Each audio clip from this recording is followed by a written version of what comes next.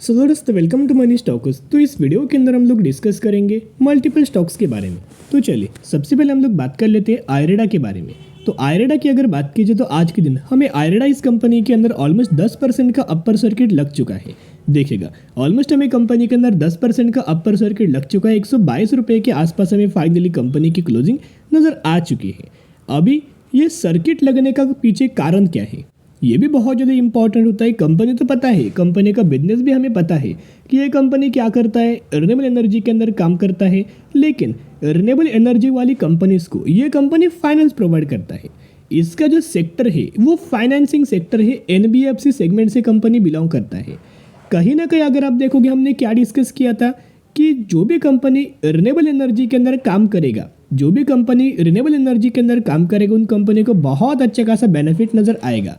और basically government के द्वारा भी वही हमें डिस्कस किया गया था कि आने वाले फाइनेंशियल ईयर 2027 तक क्या होने वाला है। 50% तक का जो पावर जनरेशन होगा वो कहाँ से होगा, वो होगा रिन्यूएबल एनर्जी से। तो कहीं ना कहीं जितने सारे रिन्यूएबल एनर्जी वाली कंपनीज है ना, हर एक कंपनीज के अंदर जो पेनी स्टॉक है, स्मॉल कैप है, मिड कैप है, उन कंपनीज के अंदर तो अपर सर्किट हमें लग चुका है। आयरेडा के अंदर भी देखोगे तो आज के दिन में अच्छी खासी बेसिस के पर अपर सर्किट लग चुका है। तो कहीं ना कहीं चले वेरियस रीजंस नज़र आए हैं। तो एक एक करके हम लोग क्या करेंगे, रीजंस के बारे में डिस्कस करेंगे। बेसिकली आयरेडा इस कंपनी के अंदर पिछले 5 दिनों में अगर आप देखोगे तो ऑलमोस्ट हमें 17% तक की तेज़ी नज़र आ चुकी है। तो चलिए सबसे पहला रीज़न जिस वजह से हमें आज के दिन आयरेडा कंपनी के अंदर तेज़ी आया है ना, तो सबसे पहला रीज़न ये है कि आज के दिन हमें आयरेडा कंपनी के अंदर बहुत बड़ा वॉल्यूम्स के अंदर हमें ट्रेड हो रहा था। यानी कि बहुत बड़े बड़े लोगों की खरीदारी हमें हो रहा था, बहुत सारे क्वांटिटीज़ की खरीदारी हमें हो रहा था। तो जब भी ऐसा सिचुएशन बनता है ना, बड़े बड़े क्वांटिटीज़ की खरीदारी अगर होता है ना, तो उस समय होता क्या है, कंपनी का प्राइस के अंदर भी अच्छा खासा पंप वाला सिनेरियो बनता है। कंपनी के अंदर हमें तेज़ी आने लगती है। यानी कि होता क्या है, 1 रुपये की चीज़ कंपनी लोग क्या करते, 10 रुपये में खरीदारी करना पसंद करते हैं। तो आयरेडा के अंदर आज के दिन वही हुआ कि 1 रुपये की चीज़ लोग क्या कर रहे, 10 रुपये में खरीदारी करने की कोशिश कर रहे हैं। तो होगा क्या कि प्राइस के अंदर अच्छा खासा पंप नजर आएगा। इसी की वजह से तेजी आए। उसके साथ साथ हमें अपर सर्किट कंपनी के अंदर लग चुका है। अभी अपर सर्किट क्यों लगा, क्योंकि ऑपरेटर को और आयरेडा कंपनी को 10% से ज़्यादा की तेज़ी नहीं आने देनी थी। इस वजह से हमें अपर सर्किट लग चुका है। अभी सेकेंड अपडेट्स जिस वजह से हमें तेज़ी आए हैं, ये भी अपडेट्स बहुत ज़्यादा पॉजिटिव है। देखिएगा, India needs additional 180 gigawatt green energy capacity by financial year 2027 amid rising demand.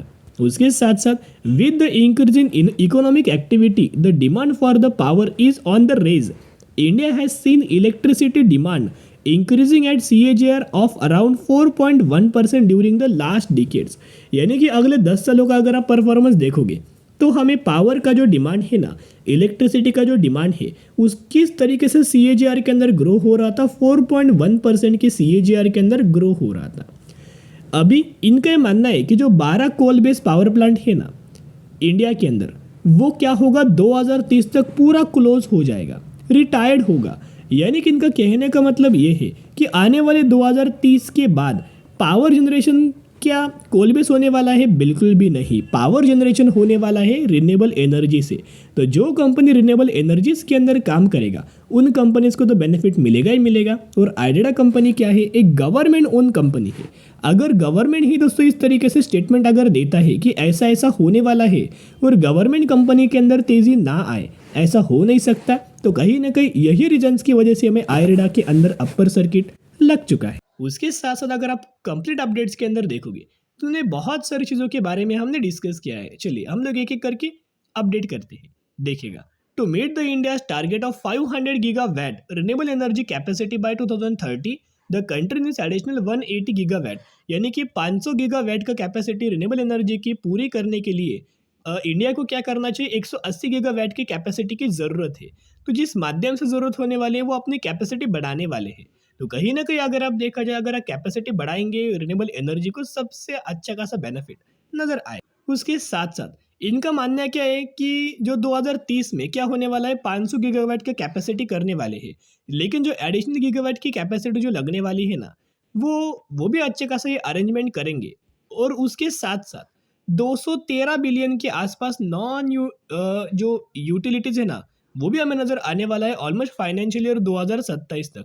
तो कहीं ना कहीं अगर आप देखोगे इतना ज़्यादा इलेक्ट्रिसिटी हमें सेव होने वाला है, यानी कि इतना ज़्यादा पावर बहुत अच्छा खासा सेव होने वाला है। और ये जो स्टेटमेंट है खुद किसने दिया है? मोदी जी के द्वारा ये स्टेटमेंट्स हमें दिया गया है। उसके साथ साथ एक और रीज़न है जिस वजह से हमें आयरेडा कंपनी के अंदर तेज़ी आ रही है। उसके पीछे का रीज़न अगर आप देखोगे तो 20 जैन, तो 20 जैन 2024, 20 जैन को क्या होने वाला है? आयरेडा कंपनी का Q3 का रिजल्ट आने वाला है। तो ज़रूर चैनल को सब्सक्राइब करके रख सकता है कि जब भी मुझे कंपनी का Q3 का रिजल्ट नजर आएगा 100% मैं आपके साथ अपडेट कर दूंगा। आयरेडा का क्या होने वाला है? 20 जैन को रिजल्ट आने वाला है।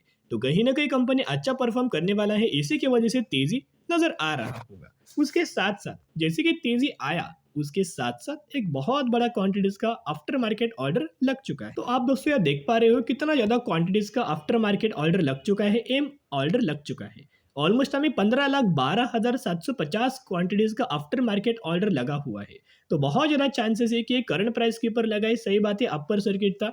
तो कल के दिन भी बहुत ज्यादा चांसेस ये है कि आयरेडा कंपनी के अंदर अच्छी खासी रैली, अच्छी खासी अपर सर्किट ये कंटिन्यू हो पाएगा या फिर हो सकता है, क्योंकि ये जो क्वांटिटीज है ना बहुत बड़ा लगा था। और कल के वीडियोस के अंदर भी हमने क्या डिस्कस किया था आयरेडा कंपनी के अंदर कि अच्छी खासी रैली हमें कंपनी के अंदर कंटिन्यू हो सकता है। उसके साथ साथ ब्रोकरेज फर्म के द्वारा 150 रुपए का टारगेट हमें दिया हुआ था।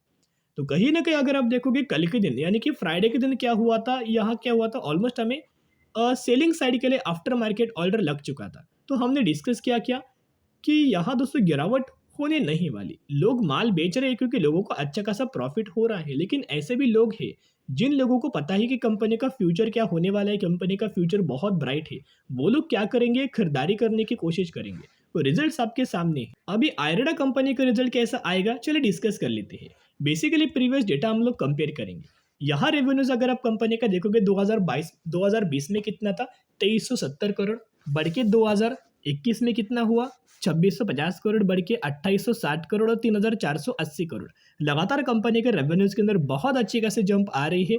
तो जिसके हिसाब से अगर आप देखोगे ईयर ऑन ईयर बेसिस भी और क्वार्टर ऑन क्वार्टर बेसिस भी अच्छा खासा कंपनी परफॉर्म कर रही है।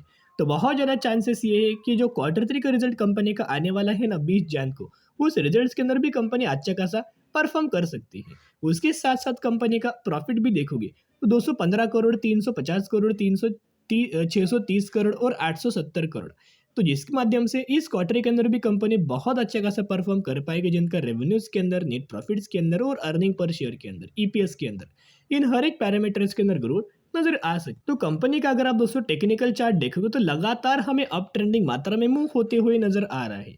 अभी भी कंपनी का मूविंग एवरेज ऑलमोस्ट हमें 90 के आसपास है, जो कि 50 दिन का मूविंग एवरेज, फिर 200 दिन का मूविंग एवरेज तो 70 रुपए के आसपास है। और करंटली कंपनी का प्राइसिंग ऑलमोस्ट 120 रुपए के आसपास नजर आ रहा है।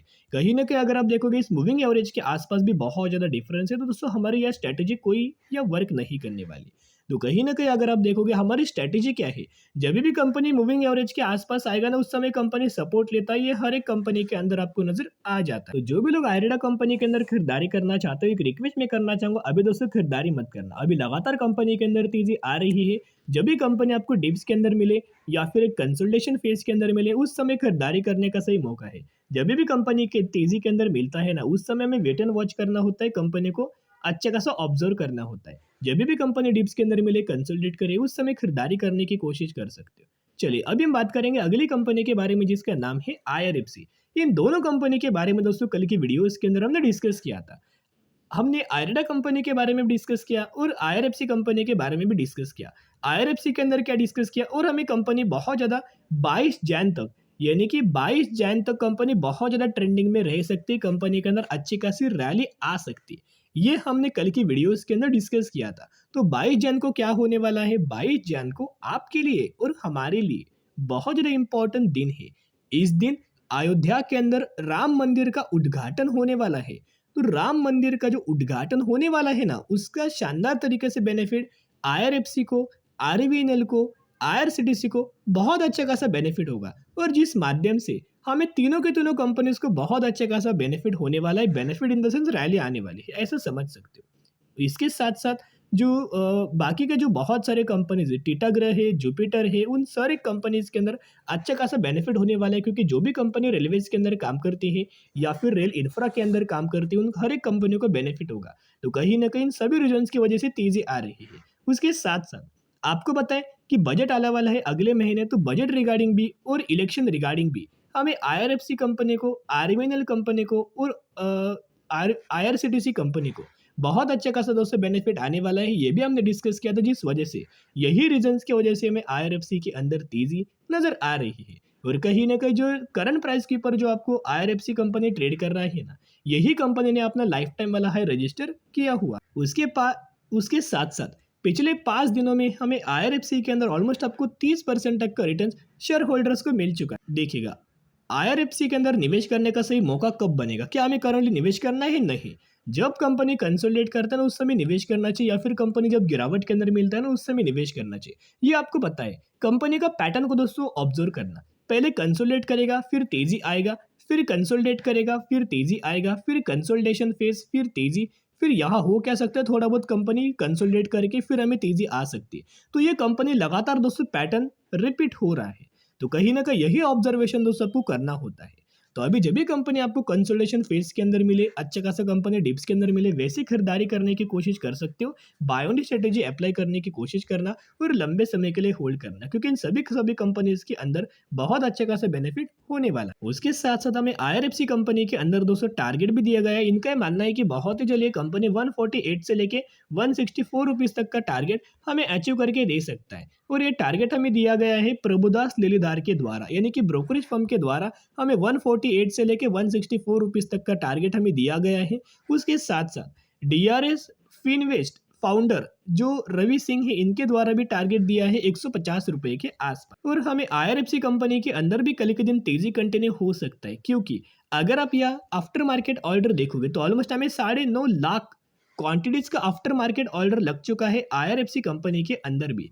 तो आपको आयरेडा कंपनी के अंदर और आईआरएफसी कंपनी के अंदर कल के दिन भी अच्छी खासी रैली हमें नजर आ सकती है। बहुत सारे क्वांटिटीज हमें बाइंग के लिए लगा हुआ है। तो दोनों कंपनी के अंदर एक मैं रिक्वेस्ट आपके साथ करना चाहूंगा, दोनों कंपनी के अंदर लगातार तेजी आ रहा है, तो तेजी के अंदर खरीदारी कभी भी आपको नहीं करना है। गिरावट के अंदर और कंसोलिडेशन फेज के अंदर हमें खरीदारी करना। फंडामेंटली कंपनी 5 साल 10 साल 15 साल होल्ड करेंगे ना, तो आपको समझ में आएगा एक ब्रिलियंट रिजल्ट आपको मिल सकता है। चलिए अब हम डिस्कस करेंगे लास्ट कंपनी के बारे में, डॉल्फिन ऑफशोर एंटरप्राइजेस, जो कि 1600 रुपये के आसपास ट्रेड कर रहा है और कंपनी के द्वारा मैक्सिमम के अंदर 1000% तक का रिटर्न दे चुका है। यही वो कंपनी है 1:10 रेशियो का स्प्लिट का बेनिफिट मिलने वाला है, 1 के बदले 10 शेयर आपको मिलने वाले हैं। तो जरूर कंपनी के बारे में स्टडी एनालिसिस कर सकते हो। तो चलिए आज के लिए इतना ही। अगर आपको ये वीडियो पसंद आए तो जरूर वीडियो को लाइक और चैनल को सब्सक्राइब कर सकते हो। फिर मिलेंगे, बाय।